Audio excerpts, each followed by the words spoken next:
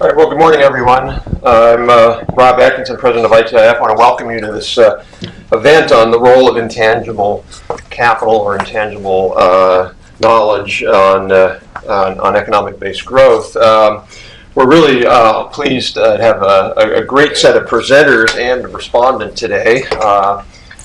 First, should ask everybody, is there anybody in the room who has not formally worked at the Office of Technology Assessment? There are many of us here who have, including Ken, Andy, and me, so it's a nice kind of home week, bring back the old days.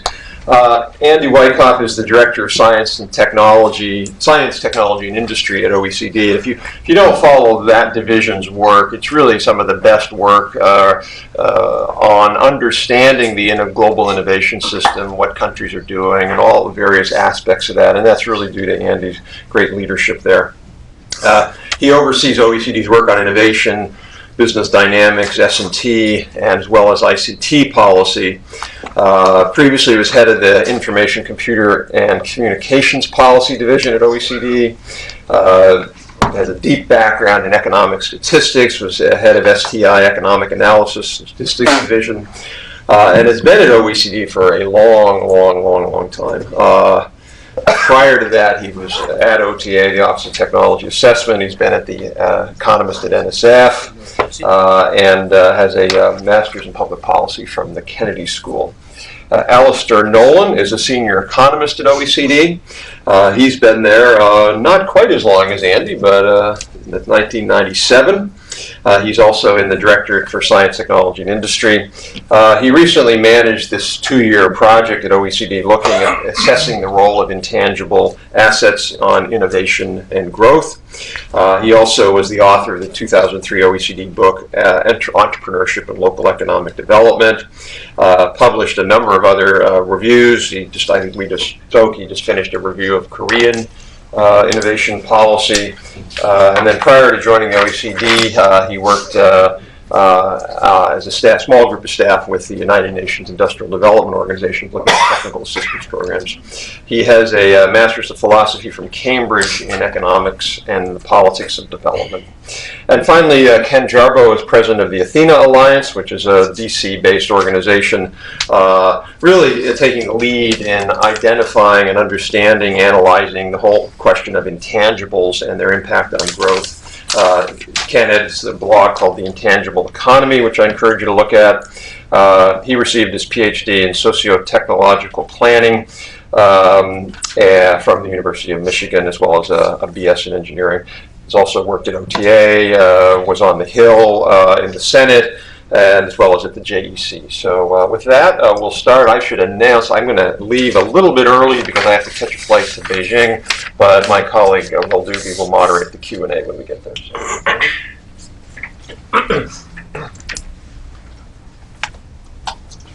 Thanks, Rob, and good morning to everyone. Just want to say thank you for coming out. It's great to be here at ITIF.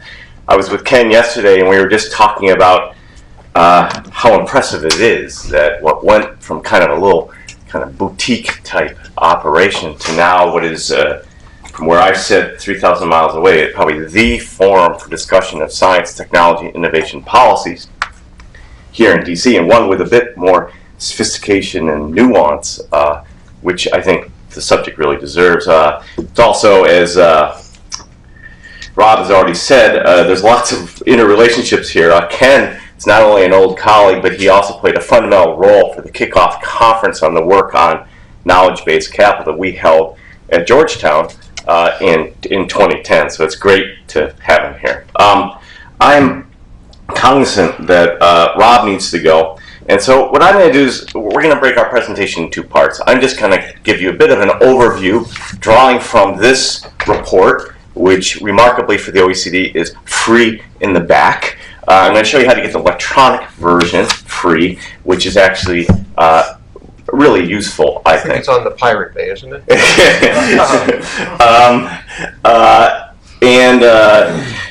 This is a compendium of indicators. There's 260 of them here. We don't make an effort to do a composite index. I don't really like composite indices. We can get into that in Q&A if you like. But it means that we don't get the media attention that WEF or ONCIAD or some others get. So it goes. We have tried to distill some stories. This is like a block of Legos. You can make almost anything out of it. And we've made a few of them. They're in the back, these policy briefs. We've done one on the R&D tax incentives, one on researcher mobility, and one on jobs. For reasons of making sure we have discussion, I'm going to focus on the R&D tax incentives, which Rob has written a really interesting blog about. Our brief. He takes issue with a few things, which I think he's right to do. But on the other hand, I'm going to push back because Rob can take it. He can, as well as he can give it, I think. Yeah. Go for it. So we've been doing this for 20 years.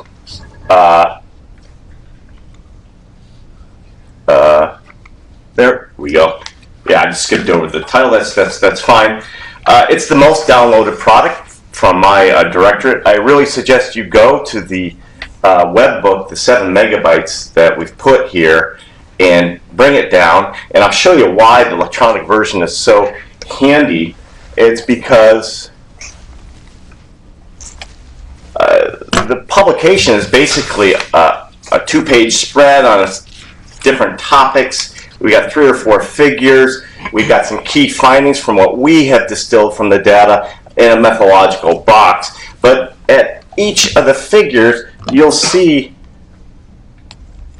a DOI, which links to the stat link. I had a little trouble. Bethany, can you advance that? Yeah, sorry.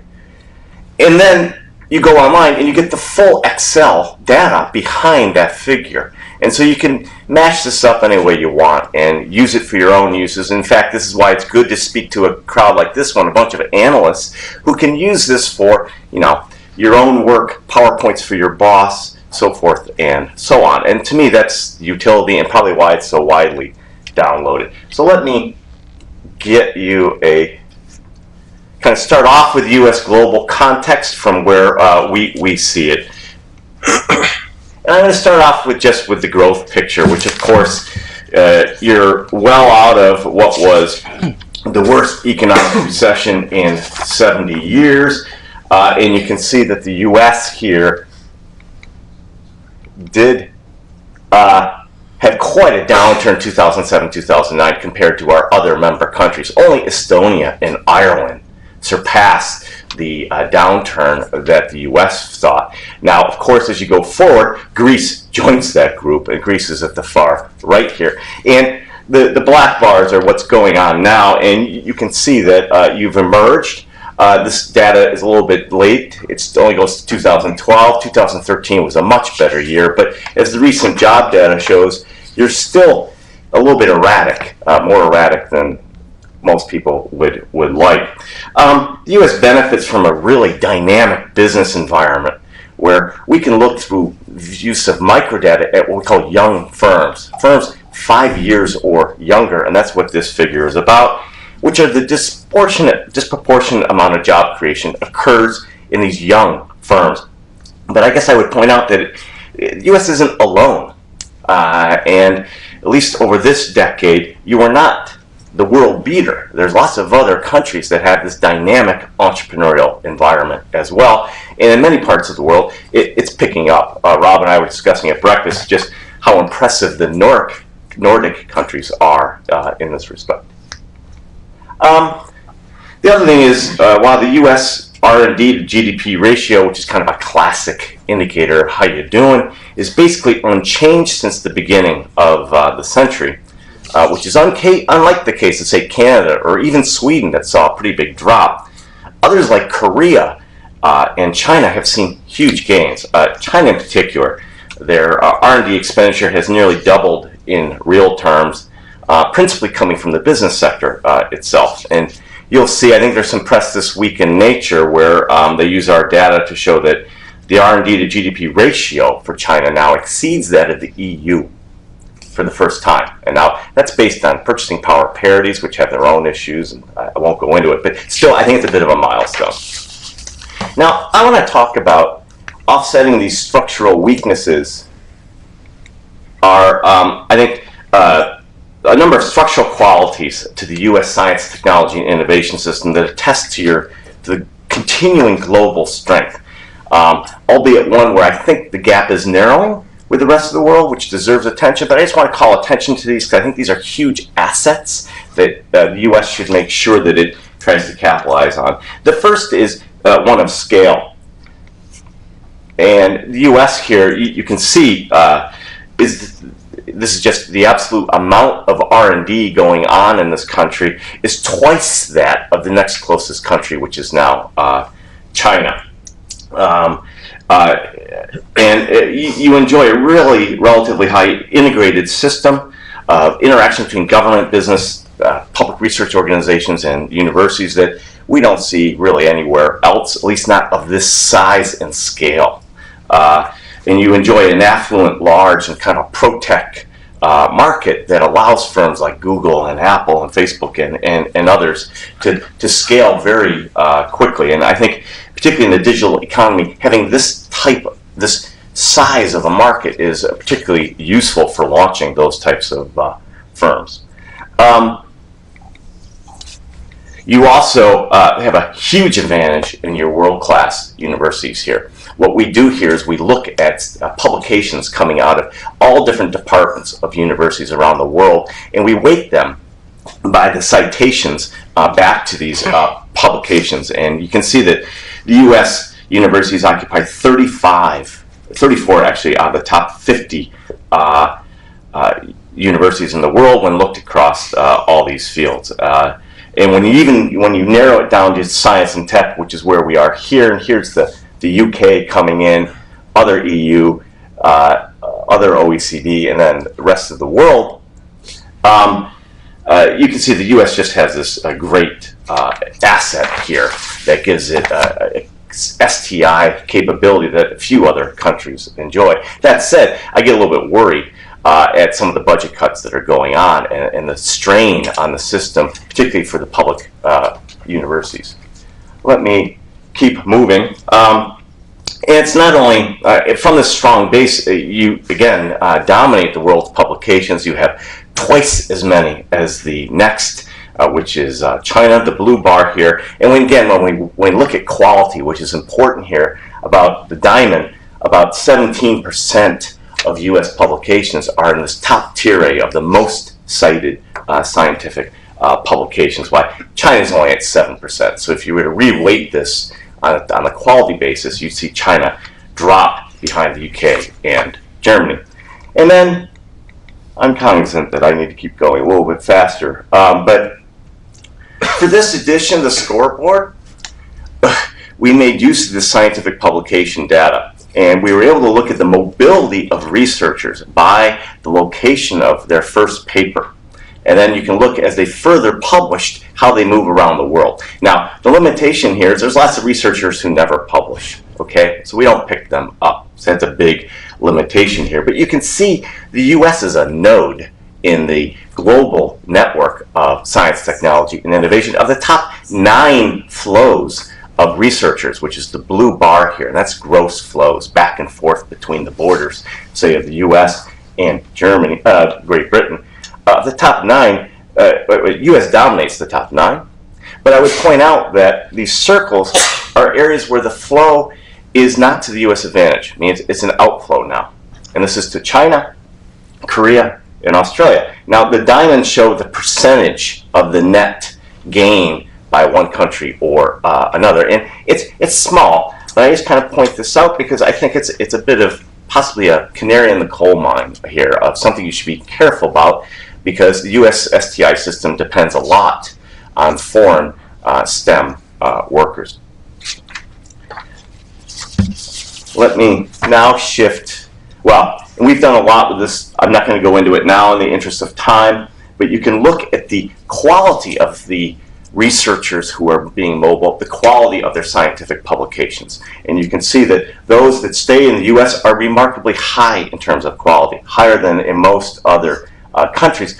But the outflows usually are higher quality scientists and researchers than those who stay in most countries, which makes sense. These are the people who are mobile and who have other opportunities, and they're good, and they're going out and trying to work with world-class researchers around the world.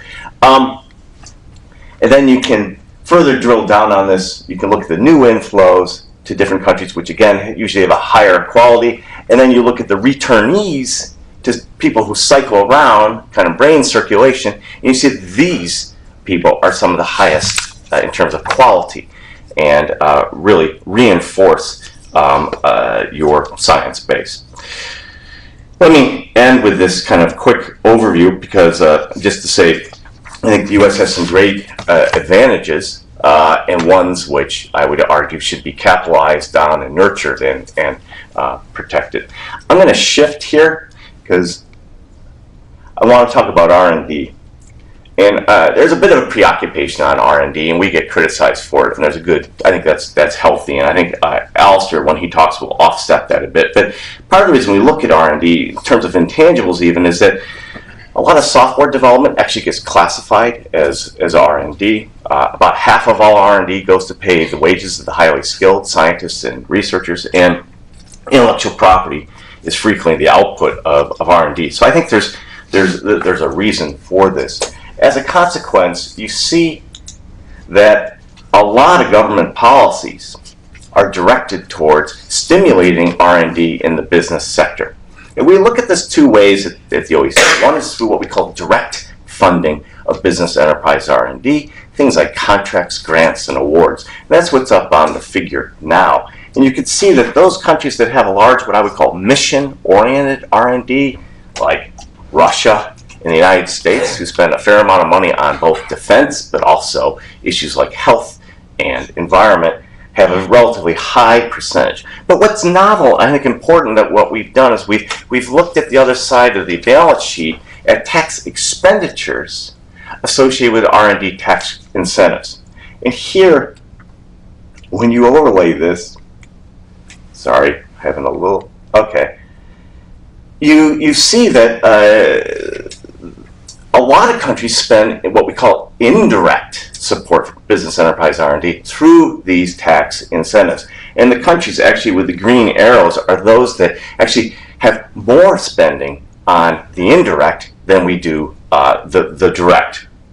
And when you take out the US, which has this large role and weight within the OECD, you begin to realize that R&D tax incentives are the single most expensive policy instrument for most governments across the OECD. And that's why we've begun to focus on it.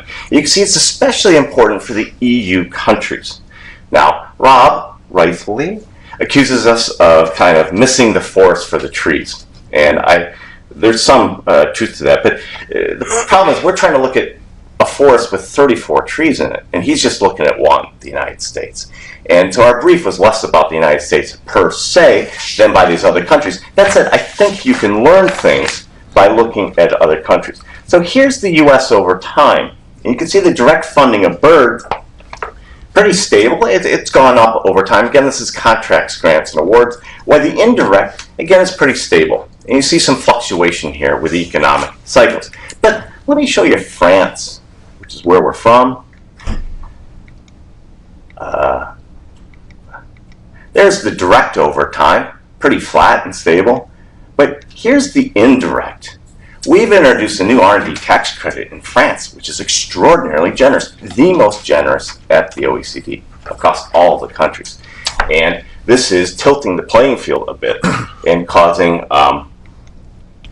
and Portugal as well. And here's a country that's still mired pretty deeply in economic recession, where they're spending a lot of money on R&D tax incentives. And so our concern here in the brief, and what we were trying to do with the brief, is call attention to this, because you'd be surprised, they don't always look at both sides of the ledger here. And when we pointed this out to Canadians, this led them to a review. Did they have the right balance? And should they readjust their policies? And that's what we're arguing in the brief, that people should take a clean look at this. You can see in the US, the generosity over time has gone down a little bit. This is a little bit thanks to the stimulus package, which had a pro-innovation component to it and boosted the direct funding, and the economic cycle, which means that fewer businesses are taking advantage of the R&D tax credit. Let me skip this one because I'm done. And I just want to go to the last slide. Sorry. So what we've done here, the horizontal axis is total government support to business enterprise R&D. The vertical axis is the ratio of business enterprise R&D divided by GDP. And then the bubbles are the absolute tax incentive being expended here. What I want to point out is that 4 countries here that many of us in the room would think are pretty doing very well in terms of innovation, Sweden, Finland, Switzerland, and Germany, have no R&D tax incentive. And so I think it's with this that we wrote the brief, and we just want people to kind of reflect on this and make sure they've got it right, particularly in an era of what's a pretty tough budgetary environment. We had to cut some corners in the brief, you know, this town better than any other. You want to keep it to 5 pages at the maximum, but there's a dedicated web page to this whole topic, which I encourage you to go to if you want more information and a little bit more nuance than what we've been able to do. And with that, let me end and hand it over to Alistair. Okay, thanks. While Alistair's getting ready, Andy, let me just make a couple of quick responses, which I may not be able to make later. Good point. One is if you want the rebuttal, or not quite the rebuttal, the review of this document, my colleague Ben Miller did the blog. Thank you, Andy. It's on our website, itif.org. Just click on Innovation Files. Second thing, I met with the French minister who put that R&D credit in place a few years ago, and what he told me, which I think is interesting, is you got to ask, are R&D credits a substitute for R&D, or are they a substitute for corporate tax? And in what they wanted to do, they knew their corporate tax system was non-competitive. And I thought it was kind of an insightful way to do it. Rather than lower the rate, you can have a big argument about this. And they said, we want to lower the effective rate, but we want to do it on innovation companies, so we want a big R&D credit. So I don't know that for them it's a trade-off. I think the Canadians, it's more of a trade-off. And I think each country has different dynamics about why they do these. So with that, Alistair. I think that's a fair comment. Thanks very much, Rob. Well, I'm going to be talking about this book with a little copy is left at the back, which was released in October of last year, Supporting Investment in Knowledge Capital, Growth and Innovation.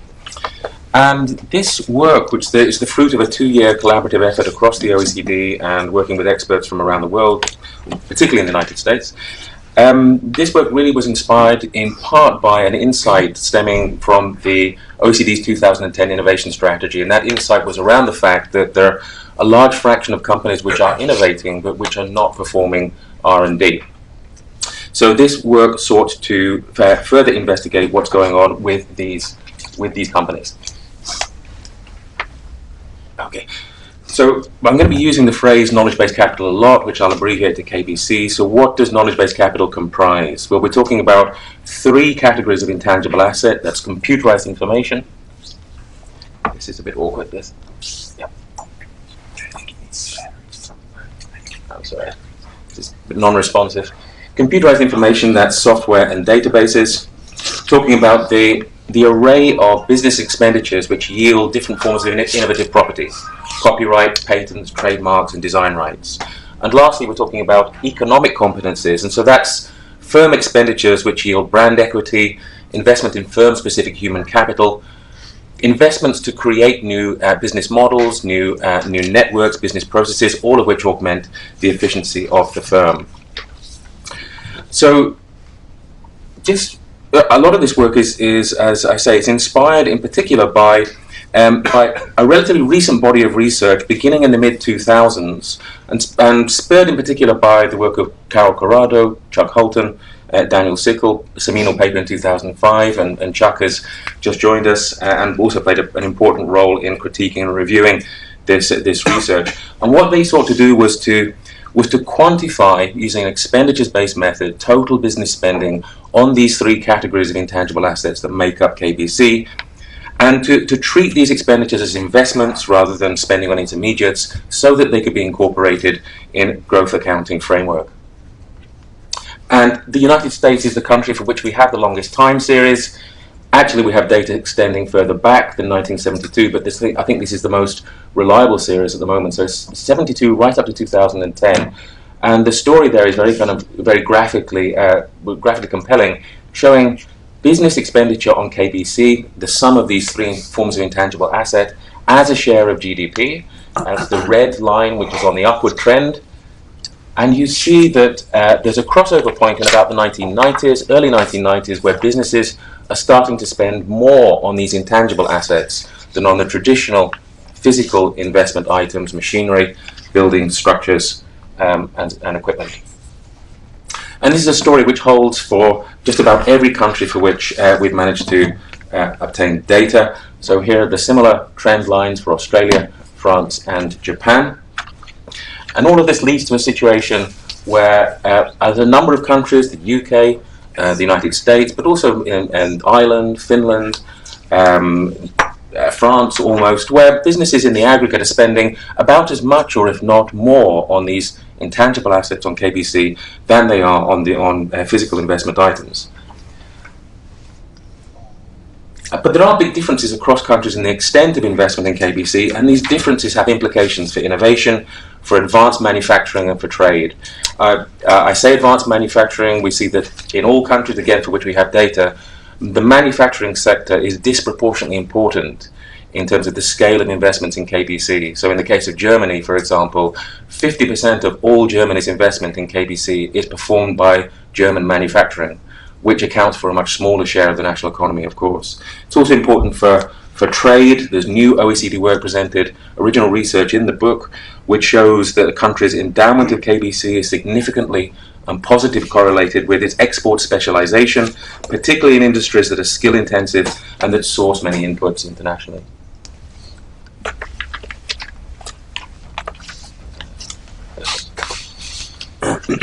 We saw that KBC investment was relatively resilient during the crisis. So in countries in which investment contracted less rapidly, and in countries in which investment rose, it rose faster than investment in tangible items.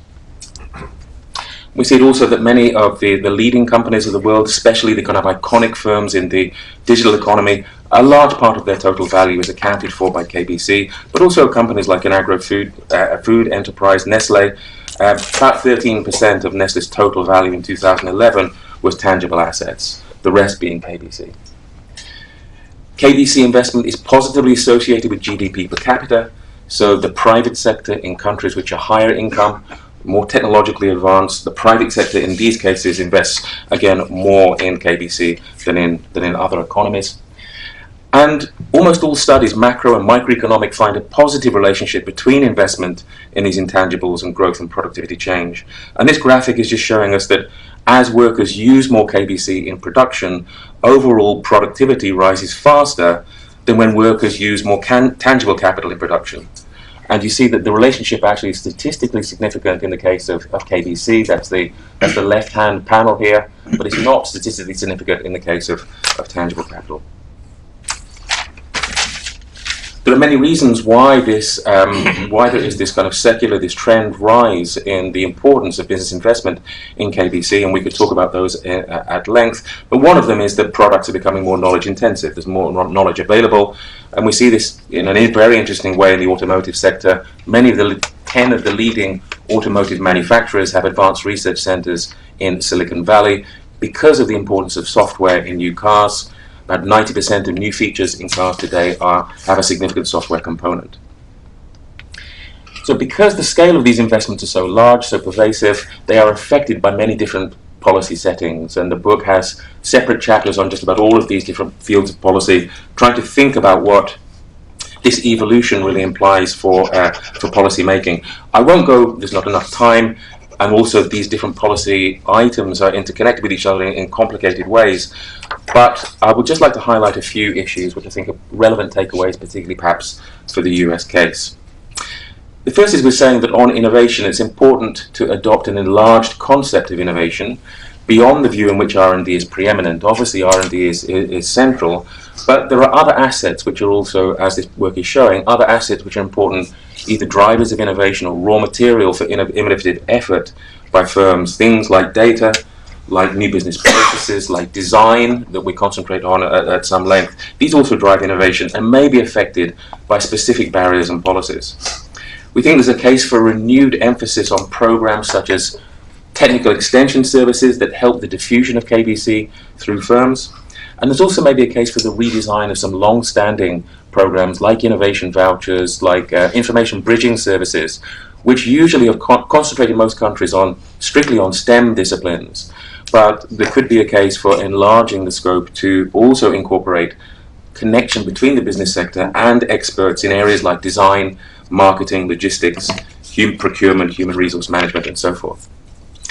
A key takeaway is that countries that invest more in KBC are also more effective in efficiently reallocating resources to innovative firms. So as a share of GDP, the US and Sweden invest about twice as much in KBC as do Italy and Spain. But patenting firms in the US and in Sweden can attract 4 times as much capital as can their patenting counterparts in Italy and Spain. So good framework conditions for efficient resource allocation are actually critical. So governments need to ensure an environment where it's easy for firms, relatively easy to experiment with growth opportunities. Countries need to address issues of excessively stringent regulations in product and labour markets, and they need well-functioning systems of debt and early-stage equity finance. We see at the aggregate level that the size of the venture capital sector is actually also positively associated with the extent of overall investment in KBC. And here the news in the United States is very... The US has a very large venture capital sector. This graphic shows total VC activity as a share of GDP.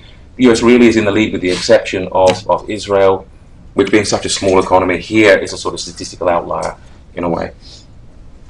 Intellectual property rights have gone, are an increasingly important framework condition.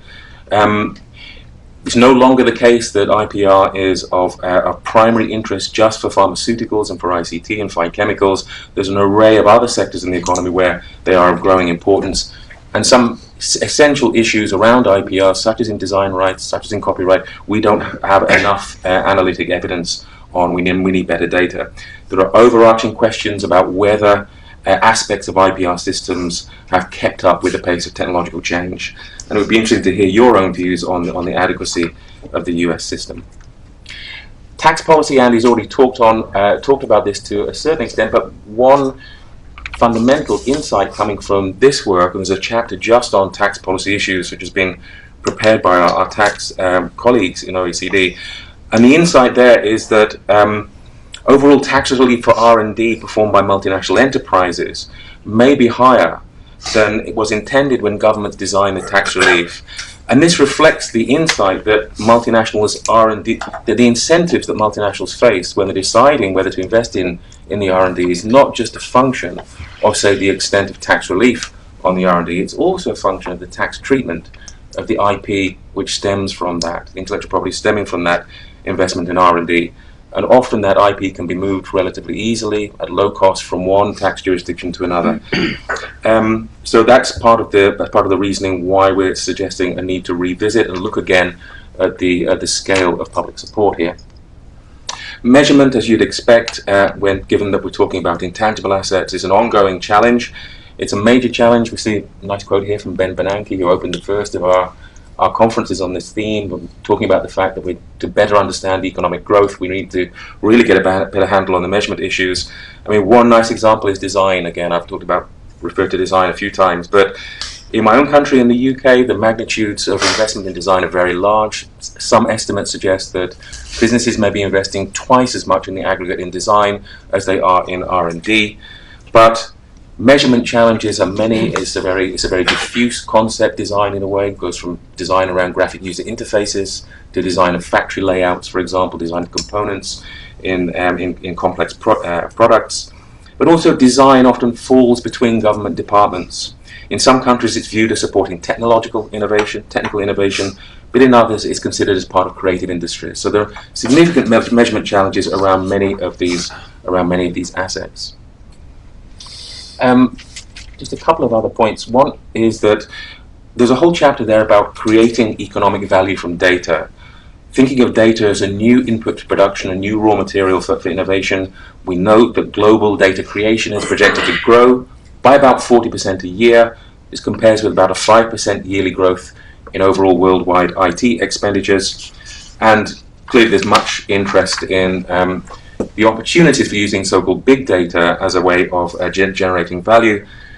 In the US, the research suggests that the firms which are intensive in their use of data analytics tend to outperform both on financial measures but in productivity terms as well, and significantly outperform otherwise similar firms which are using otherwise similar technologies And there are large public sector benefits around big data. Some of the numbers are very significant.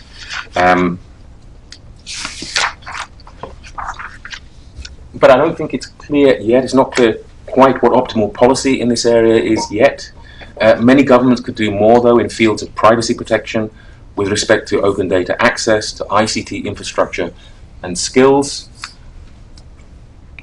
There was an important report done by McKinsey in May 2011, which estimated on the skills front that the US was lacking about, they estimated from 140,000 to 190,000 people with analytic experience required to really exploit the opportunities of big data, and lacking to about 1.5 million managers with skills to make good decisions based on big data. And the skill sets here are there's a degree of novelty. You need individuals who master mathematics, programming, but also are aware of social sciences, experimental methods, survey development, and so forth. So there's a challenge for education and training institutions to meet these skill needs.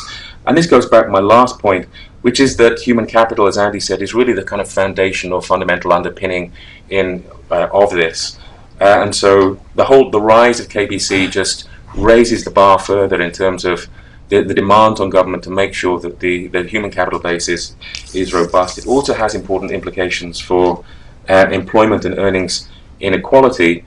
And just to close, then I'll draw attention to a major OECD piece of research which came out at the end of last year. This is the new OECD survey of adult skills. So this is not looking at paper-based qualifications, at educational attainment. It's a direct measure of generic skills in the adult population, literacy, numeracy, and problem solving in technology-rich environments. And there the news is worrisome for the US. So the US performs around the average on numeracy when you're looking at US 55 to 65-year-olds and comparing them with individuals of the same age cohort across countries. But the US is the lowest in numeracy among all participating countries when you compare numeracy in 16 to 24-year-olds, the youngest age cohort. This doesn't mean that the US has declined. What it does mean is that other countries have risen in performance so much faster than the US over successive generations. And in fact, another conspicuous finding in this research is that the differences between the skills of those exiting the labour market in the US and those entering the labour market is one of the smallest differences which exists across all OECD countries. If you look at the top of the graphic here, in countries like Korea, in Finland, in Sweden, there's big differences between those exiting the labour market. They have lower skills than those who are coming into the labour market because their education and training systems have evolved, become much more effective during the course of the two generations in question. So let me just close there. There were many other policy issues we've dealt with in this book, but we don't have time to address them. Just to say then that there's much more work that needs to be done in this area. I think we've pointed to some important areas of policy which require attention. We need to know a lot more about the economic characteristics of these different assets, the extent of positive externalities, and so forth, and to move the measurement agenda forward. But I'll leave it there. Thank you. Great. Thank you, Alistair. Before Ken gets up there, head up, Ken. I think if you're under 24, you probably didn't understand much of what Alistair just said, so maybe we can give you the dumbed-down version later, because there was numbers in there, I thought, and graphs. Quick commercial, by the way. Alistair talked a fair amount about the central role of data now in innovation. I see Tom Learn here at Technology Policy Institute holding a big conference Thursday?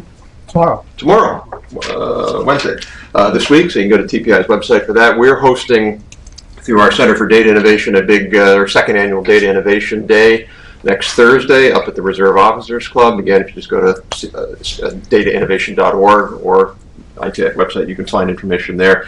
Two more quick commercials. If you really are interested in this intangible question, we're doing an event next month with the World Intellectual Property Organization. They have a new report coming out on the value of brands globally and how brands play a role in innovation and value. And also R&D tax credit, we're debating Marty Sullivan from Tax Notes on the R&D credit in February. I don't know the exact date, so it'll be a toe-to-toe. He doesn't like it, I like it. We'll see who wins. Marty is very, very solid. That'll be interesting. That's tough. All of that will be interesting. I'm going to actually start where Alistair left off. First of all, thanks, Rob, for inviting me, and thanks, Andy, for doing this. And I especially want to thank Alistair. This is an extremely complicated and difficult set of issues, and he has pulled together something here that I think is quite remarkable. We don't have time to even begin to scratch the surface of this report. So there's copies in the back. Download it, read it. There's lots of great stuff in this. And I think, Alistair, you've just done a superb job in managing this project and pulling it all together. Not only pulling it together, but the actual contribution that you've made in the first couple of chapters is path-breaking. That's the only way to describe it. I'm going to try to touch on just a few items that are in this report, because really I think Andy and Alistair ought to book in one of those extended stay hotels for about a couple months, because that's what it would really take to go through any of this in the depth that's really required. There's whole bunches of things in here on competition policy, IPR, global value chains, big data we just talked about. I have a couple of comments on some of those. For example, big data, one of the things we keep forgetting about is that data is a priced asset. The rule of social media is if you're not paying for the product, you are the product. And so the question of whether we can attach value to data and describe ownership of that data and deal with data as an asset class, as opposed to simply something that's out there in the ether, might be a way to look at some of these issues. The work on global value chains is very interesting. There's a chart in the R&D, the S&T indicators about the linkage between services and manufacturing. I think that's a very important area that we've not spent a lot of time on. It's not that the two are separate, the two are becoming the same. And it's not simply that manufacturing companies make money on repairs afterwards, it's that service companies make money on manufacturing. Just think of the fact that when you buy a security system nowadays, you don't buy simply an alarm. You buy a service that's wrapped up in a bunch of manufacturing things. So this whole fusion of services and manufacturing is something that I think the OECD can look into a little bit further. On tax, I won't get into the R&D tax credit part. What I think is really important, the work that OECD has done over the years, is on tax arbitrage.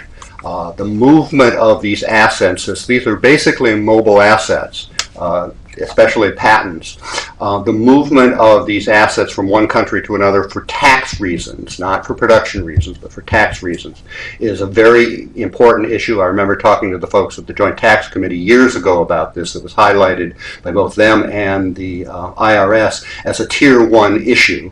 It's still not resolved. The OECD is making progress on that. I understand last summer there was a G20 endorsement of the OECD new tax modernization rules, which hopefully will spur all of this.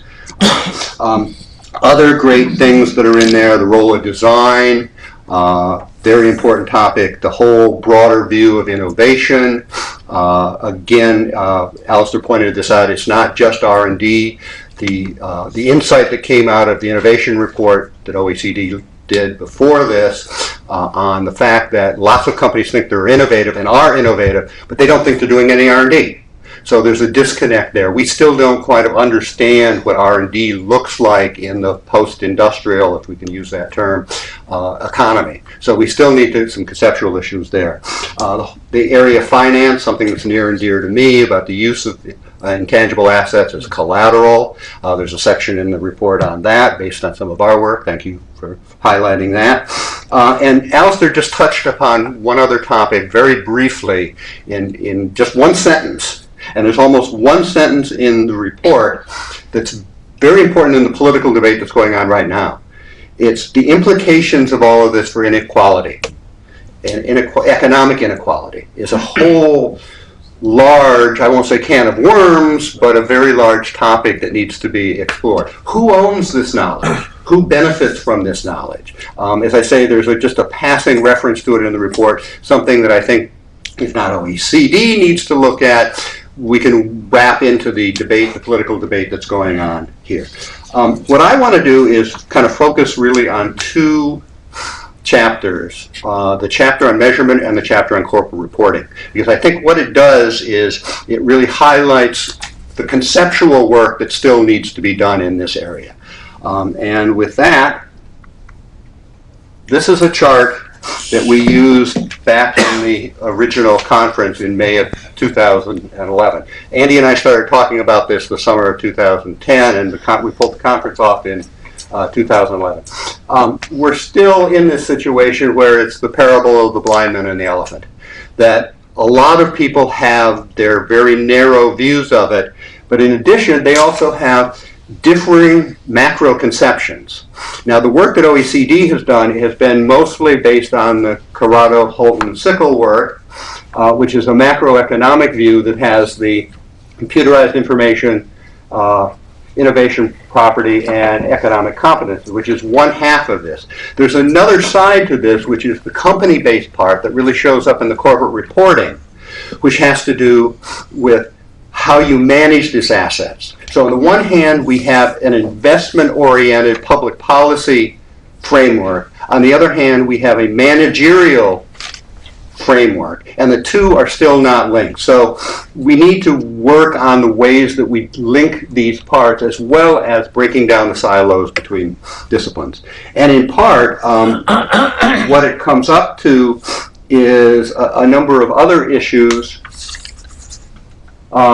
including going back to why you're doing this. This is the one of the managerial frameworks that I use. That actually came from Mary Adams at iCountants. We coined a new word because we don't want to be accountants, because accountants can't quite figure this stuff out because it's intangible. They need something that's real, even if it's just a piece of paper, i.e. a patent. Accountants are trying to deal with what the intangible parts really are. And so this is one framework of the slightly different: human capital, relationship capital, structural capital, strategic capital. Another group called the International Integrated Reporting Consortium has a slightly different version of this. This is a consortium of a lot of the folks who actually deal with corporate reports. Now, it comes out of the sustainable ecological movement, the Prince's Trust in England, where they were trying to bring in ecological and environmental issues into corporate reporting. They decided, the insight was that they realized that that was only part of the whole picture, and they've now broadened this out to being a six capitals model. We had to fight really hard to get intellectual capital into that. I was on an advisory group, technical advisory group. They were just going to wrap it up into social and human capital, and we managed to get them to split it out. This is now out. It came out in December. It's now being used by some companies. I believe South Africa, if you're listed on the South African exchange, you have to use this framework. It's slowly gaining acceptance. And one of the things I think OECD needs to think about doing is figuring out how to conceptually link these two macro views. And that's difficult. I don't know if we're there. I don't know if we can get there. Maybe we have two separate activities going on that are complementary, but we need to figure out the complementarities in all of this. A couple of methodological issues that go with all of this. The question of input versus output. The CHS framework is all about inputs. It's all about investment into these assets. We're still trying to figure out what the outputs are. The holy grail in all of this has been to link the inputs with the outputs. And the integrated reporting requirement consortium is trying to do that, but I think there's an appendix here in the report, Appendix 7A1 that Alistair, someone put together, of 42 different methodologies, something 39, 42 different methodologies. People have been trying to do this for the last 2 decades to figure out the linkages between these inputs and the outputs. And I think that is the area, maybe of the most frustrating, but the most fruitful area of research going forward, is to try to work on some of that area of trying to figure out whether these inputs really matter.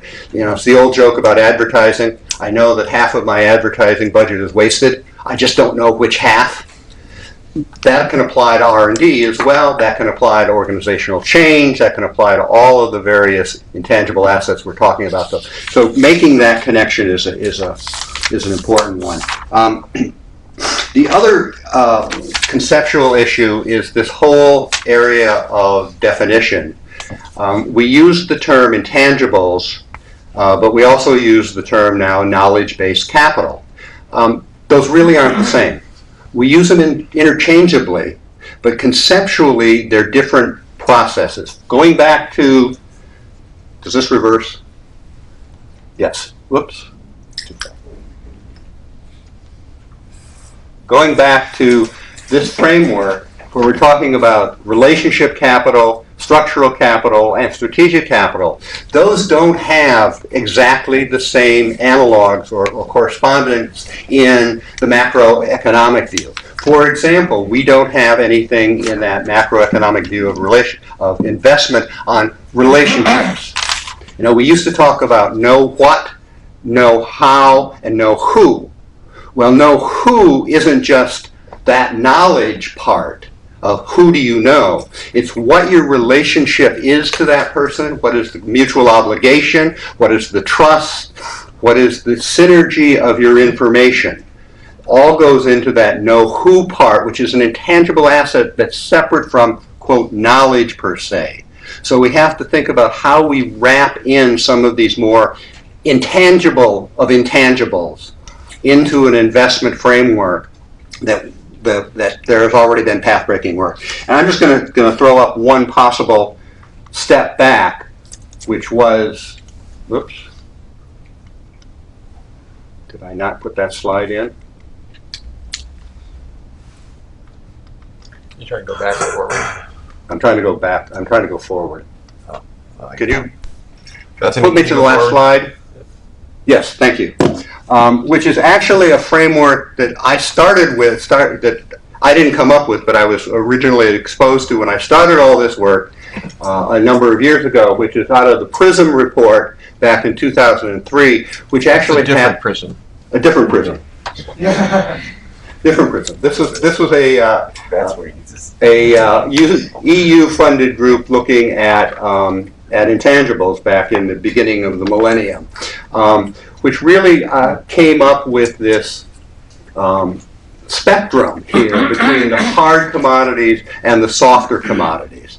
And maybe we need to go back to thinking about that line as well. And for example, in intangible goods, simply substitute what the accountants already allow for intangibles, because that's a really good list of what under GAAP you can book as an intangible as a good. It includes patents, but it also includes non-compete contracts, it includes royalty agreements, it includes licenses to operate, such as airport landing rights. Those can all be classified as intangible goods, and then we can move on to the areas of capabilities and competencies. So maybe we need to take a step back and think a little bit more about how we bring those things in. Having said that, there are 2 or 3 areas that I think OECD really should take a look at besides the conceptual areas. One of which is this whole role of design. I hope there's going to be a lot more work on that. Finance, I mentioned before, and the implication for inequality. I can't read my notes here, sorry. But more important is, I think, taking the work that they've already done on both measurement and advancing it into these new frameworks. For example, the innovative way that they've decided to look at organizational capabilities using the ONET database from the U.S. Department of Labor. That's a skill-based database that can be used directly to look at both what skills are used in an organization and what skills the organization needs to bring on board in terms of organizational change for future development. So it's this linkage between human capital and organizational capital that you can use that database to explore. So those linkages between these areas, the most fruitful areas of research to start with going forward, and I hope there will be another round of research on all of this. So thank you. Great, thanks. Yeah. So just all those slides I thought were fascinating. We'll put those up on our website under past events tomorrow, so you can look at those more carefully. So before I run, I do want to ask one question, and then we'll open it up for all of you. And that is, I think one of the challenges in this whole field is really to pull out what's intangible and what's not, because what I worry about was, first of all, I joked earlier that there's sort of intangible capital fundamentalists now. It used to be tangible capital, that everything's intangible. And we can look at the decline of U.S. tangible investments and saying that's a sort of natural reflection of the knowledge economy, or it's some deep structural flaw in the U.S. economy where the companies don't invest in machinery and equipment anymore. Which is a study we just did that tended to show that. But my question more is, maybe to Alistair, a lot of tangible capital has a lot of intangible capital embedded in it. So the days of a machine that's just a bunch of metal or circuits is really long gone. It's first of all, there's knowledge of the R&D that's in it. There's then the massive amounts of software embedded in it. How do we think about that, I guess, so that we understand intangible and tangible more accurately? Well, I mean, we've tried to point to, I talked about the automotive sector and the software content in cars. And I think there are a whole range of reasons, as I said, why businesses are investing more in KBC, and one of them is the increased knowledge intensity, as you say, of products. And we could talk a lot about the automotive example, but there are many others. How you actually get to grips with that in terms of reflecting it in national accounts, I really don't know, and it's not something, that particular problem, that we've sort of dealt with in depth in the measurement chapter. I mean, there's lots of, already there's a huge measurement challenge. Sure. In working out the service lives of these investments, classifying which expenditures really are investments, looking at price deflators so that they can be incorporated in a meaningful way into growth accounting exercises. What if we did something where we had a new I/O model, where we have an I/O model of intent? Then you could say, this thing, you can go back and look at the inputs from it and say that the plastic had 6% intangibility, but the thing, the receiver part had 42% intangibility, because you could go back and look at the companies and how much R&D they did, how much design. I mean, that's just a crazy idea, but it seems conceptually like it might work. Let me take a suggestion of that, because I agree with you. Part of what I've been talking about with manufacturing is, when you talk to small manufacturers, I say, well, we're not intangible, we bend metal. And then you go and say, well, okay, the layout of your floor, the ability to do your bidding process, to come up with contracts, the skills of, Joe over there who knows how to operate that machine at 110% of productivity, not 90%. If you don't include the intangibles, what you have is simply a bunch of metal and some bricks that are good for landfill.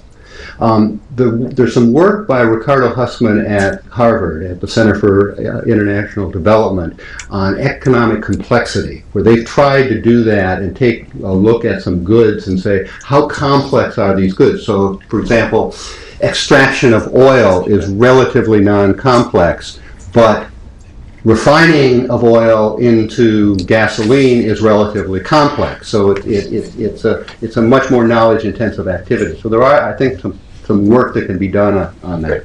And I apologize to go, but I'm going to turn it over to our communications director, Will Doobie. So thank you all. Thanks, Rob. Have a good trip, Rob. If I can pick up just on Rob's question, I see Henry Kelly here. Henry launched me on a task 25 years ago. I'm still working on, actually. And but it goes to Rob's point, and I just want to kind of he was giving some other ads. I want to give an ad for work we're doing with input-output. I won't get too technical here, but basically what we've done is we've collected the input-output, kind of how you make the output on a sectoral basis for 60 countries now. And we've done it over time. And what this allows, in most of we were at 95% of the world's production then with these 60 countries. And we've linked them with the trade data. And so what we can do is we can get a very different view. And this isn't a model, this is actually observed data. Okay? Now, it turns out that the data is not has never been compiled like this, and you realize that the world's exports far exceed the world's imports, and we just have a statistical problem here. And but this is just the nature of data. But when you hook it all together, you can't let that one go. And so you've got to make some estimates and some assumptions in this work, and that's what we've done. But it results in what we call a trade and value-added database, TIVA. And it gives you a much different view of world trade patterns, which are mainly based on gross. And you all know this figure about the iPhone being a $300 import from China to the US, but actually the Chinese value added in it is very, very small. Well, we're able to do this now, back this out on an industrial basis across everything. So there's no reason we can't do what Rob says. And actually, when I left OTA with Henry in 1990, I came over to the OECD and we fed R&D through this system to look at how R&D ripples throughout the world through exports, through its embodiment in capital goods, such as what Rob's talking about. And there's no reason this can't be. This data set's going to be completely open next year. And so anybody who wants to use it for this end can do so. As a matter of fact, the OECD is moving all its data free as of 2015, it's something I'm personally very happy about. But Alistair, would you like to comment on that, or we can open up for questions? And more questions? That's fine. yeah, Open up questions on the floor. Sir? Yeah, I'd like to push. I apologize. Could folks just say their name and the organization? Steve Merrill, National Academy. I'd like to push Andy and Alistair a bit on the inequality question. yeah. Because obviously it's not confined to the United States. It's quite a generalized OECD problem. So you must have been given some thinking to it. And it would be relatively simple, for example, to look at KBC investments over time by country and changes in inequality. Have you done that work? Are you planning to do that work? I'll take a few bottles for sure. Thanks, Steve. Yeah, a few thoughts there. There's another part of the OECD which deals with employment, labour and social affairs, and they issued a major study, I think it was last year, Divided We Stand, which was looking at the whole issue of income, labour inequality across OECD member countries. And I think that firstly it's important, as you mentioned, that it's a phenomenon which is common even amongst the Scandinavian countries, which are perhaps best known for having a high level of equality. We see marked rise in inequality there too. I think their bottom line was that the principal driver is skills-biased technological change, and so this feeds into the KBC story, because what are we talking about here? We're talking about technological change and innovation. There's no dedicated chapter in the book just about the inequality issue in KBC. In part, I think to dig deeper there, we need micro-level data, firm-level data, which would look at the KBC intensity of firms and of workers engaged with those firms. What we do say, though, is we point to the work of David Autor and others who've said that this isn't just a simple skills, high skills, low skills issue. It's also to do with the nature of tasks. So whether tasks are cognitively complex or they're complex in other ways, physically complex. And that work has stressed that even during the crisis, there were some fractions of the labour force which we didn't do too badly, but which still had relatively low skills. So if you're a janitor, or if you're a truck driver, etc., because those tasks are mechanically complex and hard to substitute for by machines. But one of the points we kind of close the book with is that the range of tasks, the complexity of which cannot be substituted for either by machines or software, that range of tasks will be diminishing over time. And we see this, a striking case of the driverless vehicles, etc., which hold the prospect for threatening the livelihoods of millions of individuals who are commercial drivers. And so you're right, this is really a very pressing issue, and it's of concern to all OECD member governments. And it raises the prospect of how do we organise societies to cope with these kind of major changes. Jack? Sorry. No, sure. Please. Charles Fulton, University of Maryland. I'd like to pick up on a point Ken made, which I think is extremely important, and that is that in this KBC Intangible research trend and I think, beautifully summarized in the OECD volume. We really concentrated on KBC as an input, and I think it touches on what Rob said. I mean, it is a separate input that has been in the past ignored, and now we're starting to bring it into the framework of the capitalization of R&D and so forth. But there's this whole output side that's really tough. In fact, as tough as measuring KBC as an input is, I think it's going to be even harder to get the other side on the output. And that's because a lot of the results of this innovation investment, organizational investment, appear as product quality change. And that has been notoriously hard to measure. And how do you measure the impact on GDP or more generally on well-being when you got the statin revolution in cholesterol management, things like this? I mean, Gary Hausman at MIT has a paper talking about how the cell phone came very lately into the product mix in measuring the prices, and that in fact it was linked in to show no change, so that all the benefits of these marvelous iPhone 5s really was linked out of our GDP estimates, and the trick of bringing that in is a really major task. Actually, Carol Corrado and I have done some further work on KBC where we sort of speculated about how this might be done, but it is extremely difficult. Could I make just a quick comment in part in defense of the investment deal as well? Because I think you're absolutely right. There's two issues here of why we're doing this. The output part is extremely important to understand what's happening and the impact that policy has on the economy. The input part, the investment though, is where the policy leverage really is. So we need to understand both of those because it's the investments that we can control, not so, at least on the policy side, not so much that process of going to the outputs, although we need to understand that process to understand whether the policies are being effective. But just a quick follow-up. In order to get a rate of return, right, we're going to need to know what the consequences. Right, that's the impact side. Sure. I'm John Alec. I think conceptually, Alistair has pinpointed where knowledge as an input comes into an organizational setting where the output is created, and that is through design. And the first step, of course, is to begin to think about the varieties of design and the attributes of the output, which are, quality is one of those qualitative changes, is one of those really, really general terms.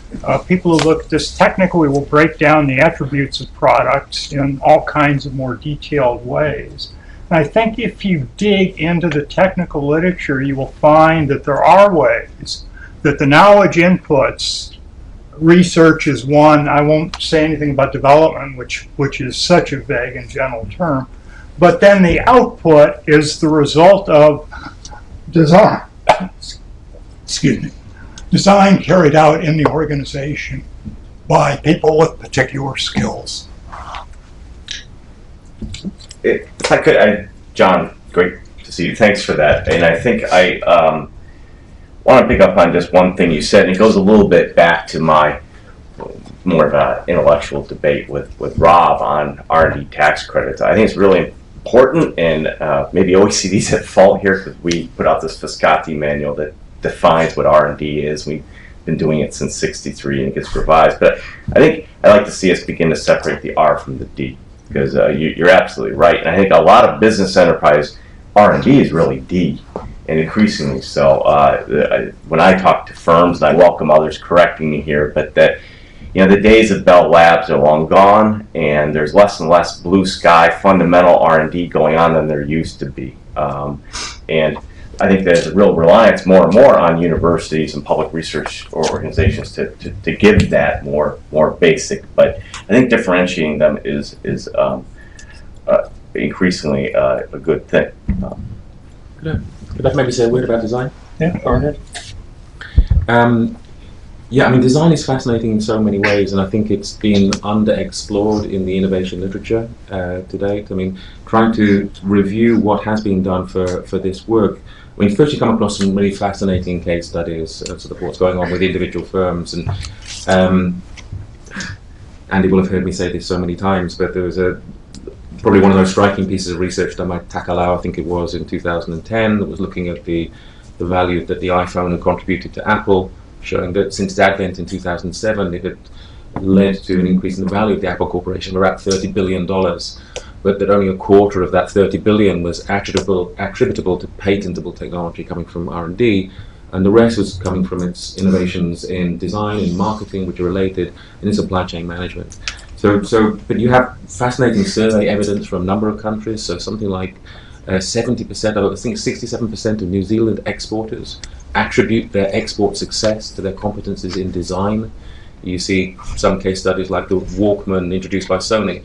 Sony could charge a price about 25% higher than its competitors for the Walkman because of design attributes, it's estimated. So design is important, but as I said, it's very difficult to measure. It's so diffuse, it covers so many things, and it's not just about the appearance of products. The UK research suggests that most design spending actually is to do with things like factory layout, the design of components which don't appear in the product themselves. So our question then is, firstly, what does this mean for public policy? Firstly, we need to better understand the externalities. What are the positive externalities coming from design? There must be positive externalities there because we know there's a lot of copying of design.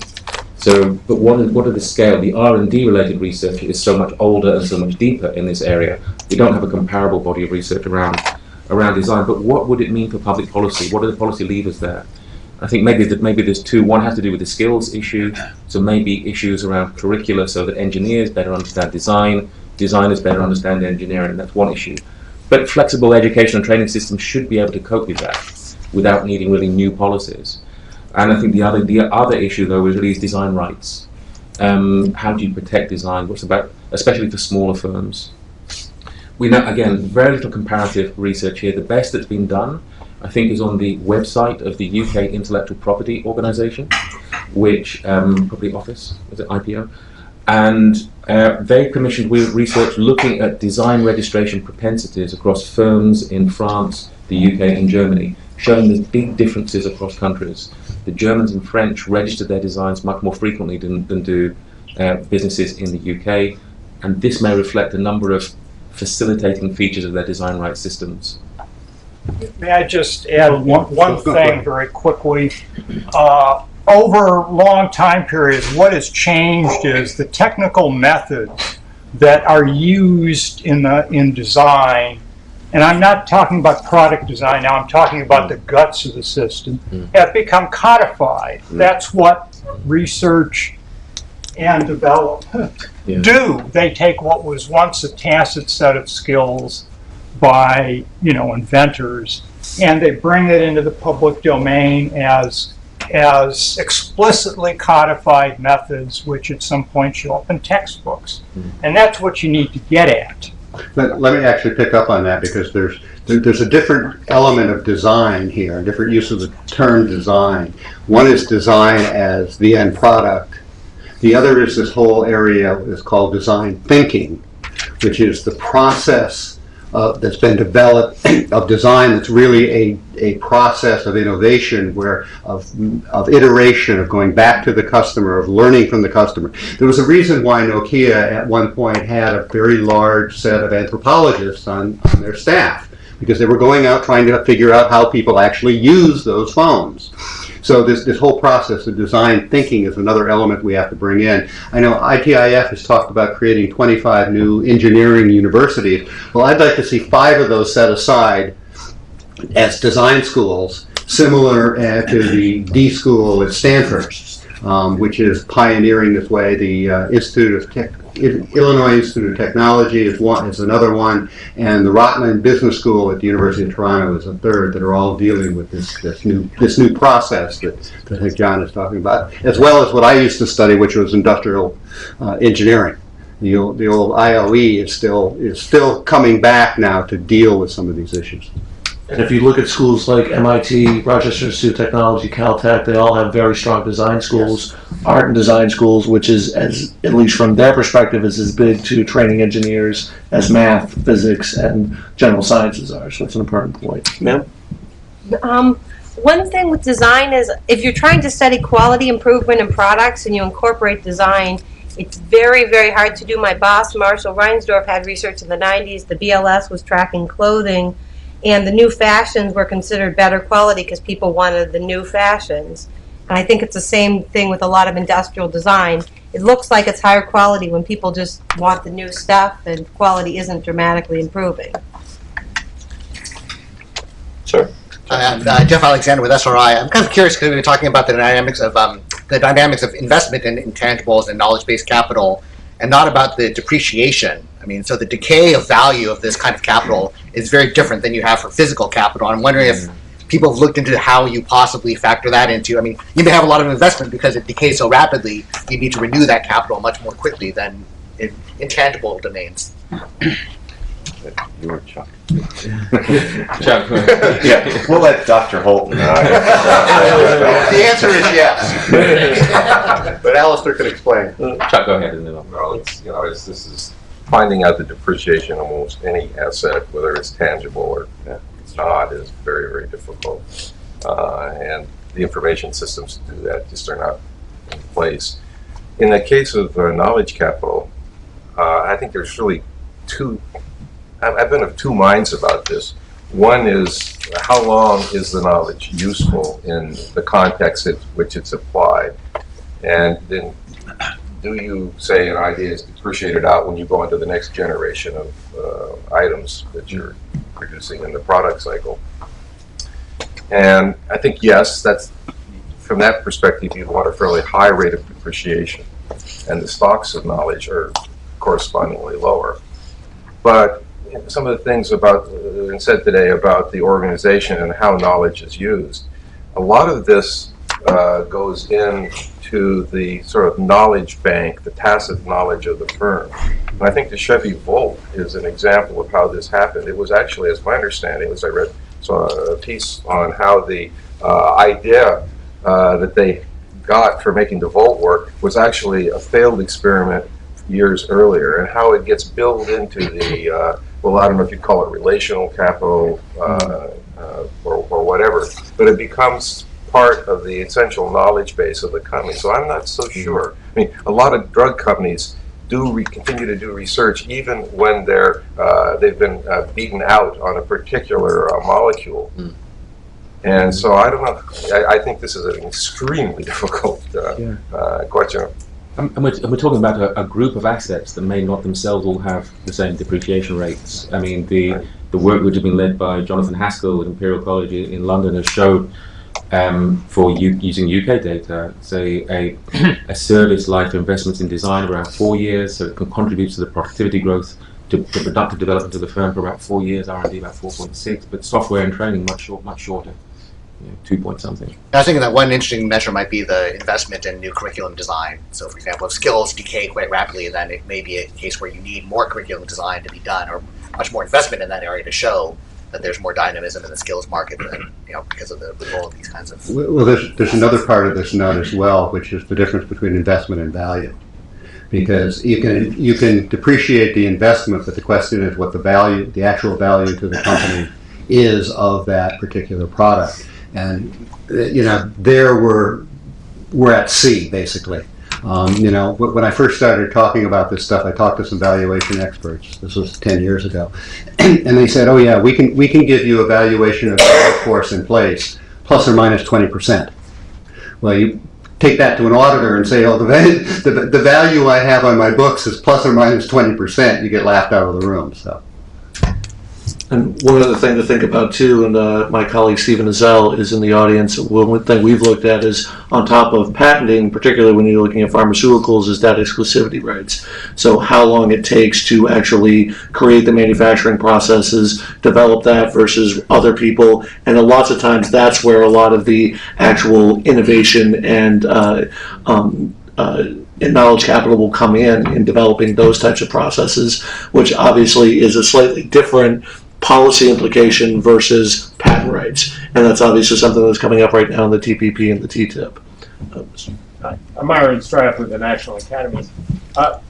For policymakers in the U.S. that have to decide where to invest public funds in research, how do these indicators inform their decisions? And in particular, what is the utility of the most ubiquitous, which is R&D over GDP, research intensive? The hard questions all go to you. But this sounds like a National Academy report.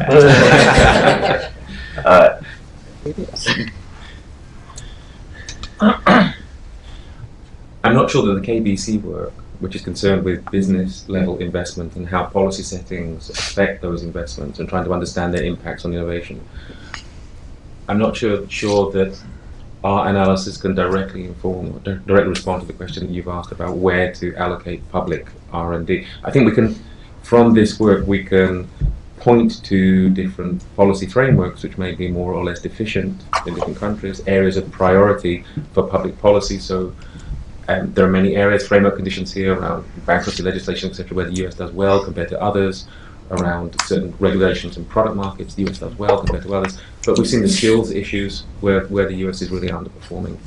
So, but that's slightly different. It is very different to your question about.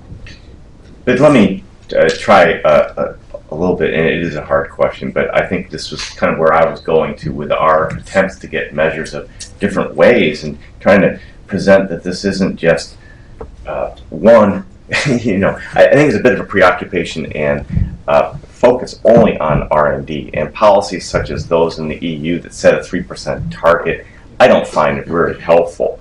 It actually makes the situation worse.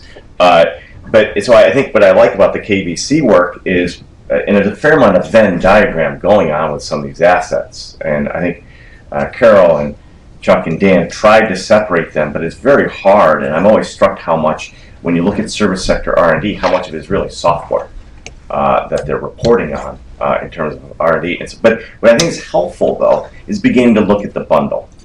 And I think where we could do further work is looking at the interaction and the interactive factors amongst different elements in this bundle.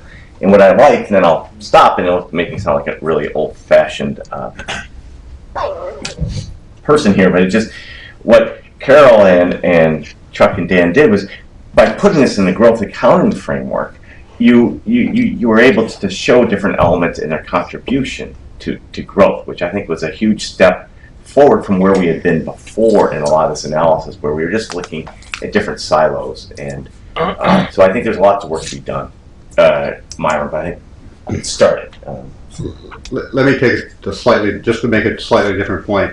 One of the issues that I have is that we don't know what we're investing from the federal government in knowledge-based capital and intangibles. I mean, every year I do a kind of back-of-the-envelope calculation, but we know basically what we're investing in our Frascati manual definition of R&D is. We know what we're kind of investing in education, but we really don't. And then everything else is kind of a black hole that you have to tease out of agency budgets. So it's kind of, we still don't understand what we're doing. So we aren't at the point yet of being able to come up with coherent policies for improving what it is we're doing. So we're kind of still 3 steps back from where you want to be. But could you say that there are some areas of research that could increase knowledge-based capital that are now underfunded? This may take me back to the R versus the D. Yeah. And I think this is econometric work we need to return to, but with all the inherent problems that Chuck and others have pointed to of getting the prices and the depreciation and so forth. But no, I think it's important, and we have work going on trying to look at this. And what's great about the OECD is you get this cross-country variance that gives you explanatory power. Let me just say, I think design might be one area. Like you Right. think, Yeah. the design Right. council. your manufacturing advisory service lets your small businesses have design audits. It'd be interesting if future versions of the report were to show specific numbers on how much nations are spending and investing on design, and that would be an area I think you could focus more on. We actually do have a report coming out on the measurement of design, which is being undertaken by our colleagues in the statistics division within this directorate. And as I said, they've been working with designers and industry associations to try and better operationalize the measurement in innovation surveys and business surveys, etc. So, but it's still there's still more precision to be added to those measurements. And I think we are also, in the part of the OECD I work in, we're looking to undertake a number of case studies of design in different sectors, what we know about the importance of design to the creation of value in those industries, and what the designers themselves feel are the main policy constraints which can impinge on their ability to protect their designs. We have time for one more question. Sir? Yes, Derek Hill from NSF. A question on the tax arbitrage for R&D and trade in intellectual property. I mean, for example, the U.S. Is sometimes lauded for having a big surplus and lots of exports in royalties and fees, but also the evidence suggests that a lot of it is just arbitrage where U.S.-based multinationals are selling the patents to their subsidiaries in Ireland and doing these complicated transactions. Do you have does the OECD or other studies have any idea how much this skews, let's say, trade and royalties and fees? So there's some early work coming in. This is what I think Rob was pointing to. The organization got a pretty important G8, G20 mandate to bear down on this, and I only know of some specific countries, but it's also wrapped up in these what are called special tax entities, these mailboxes you can kind of flow through in the Netherlands and other places, double Dutch, Irish, something. Luckily I didn't study tax, but it's huge. The one study I saw said it was half of FDI was going through these special tax entities for France, and then they leave the Netherlands and go other places. So it means that our FDI numbers are pretty polluted. It's just one example. That's not answering your question, Derek, though, which is specifically about, and it's all anecdotes, and I don't know if we're ever going to get a good data stream on this one. But it's beginning to come out in the press just how much of, say, IBM's patents are located in low tax jurisdictions. And there's nothing illegal here. I mean, I should point that out. I mean, this is how it's done. It's just that, and we were talking about at breakfast, it's just the question of, I think the audits system of taxes haven't really caught up with this. And there's been a recent audit of a large firm that I won't name in the UK, and they got fined for being too aggressive in this the transfer process, which will begin to give us some data stream. I'd like to thank everyone for attending. On behalf of Robert Atkinson, thank our panel for a wonderful discussion, and everyone please have a nice day.